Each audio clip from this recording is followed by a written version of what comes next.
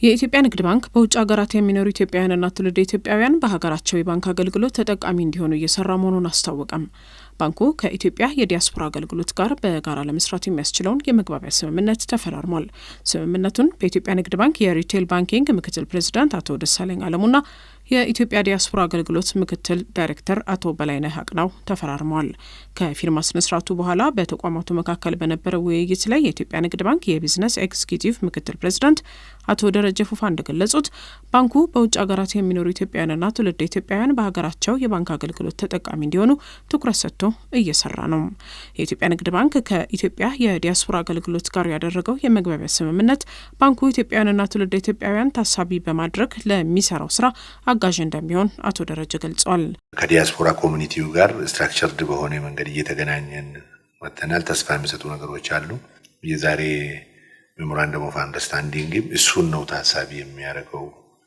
ዋናው የዲያስፖራ ኮሚኒቲን ከሀገር ጋር ኮኔክት በማድረግና ኮኔክት ማድረግ አለብን ብለን እየሰራን ነው። ሲሪየስ የሆነ ሀገራዊ ኃላፊነት ነውና ይህም በጋራ ወስደን ለመስራት እንዴት እንደምንሰራም አንደርስታንዲንግ ለመፍጠር ነው።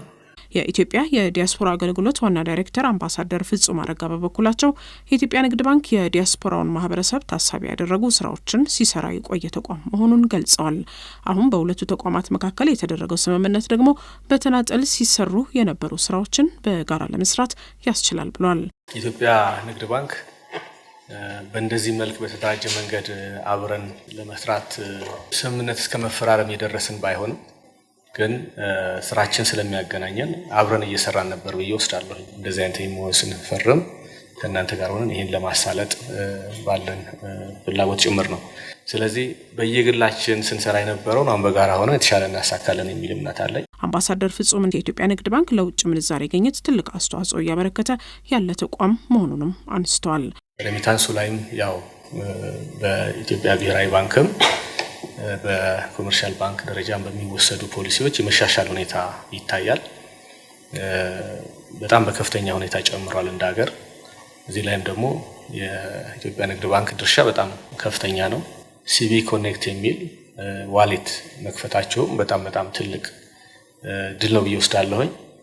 የኢትዮጵያ ንግድ ባንክ ለዲያስፖራ ማህበረሰብ የሚሰጡ አገልግሎት ይበልጥ ተደራሽና ተመራጭ እንዲሆን አዲስ የአሰራር መዋቅር በመቅረጽ እየሰራ መሆኑን በፊርማ ስነስርዓቱ ላይ ተገልጿል።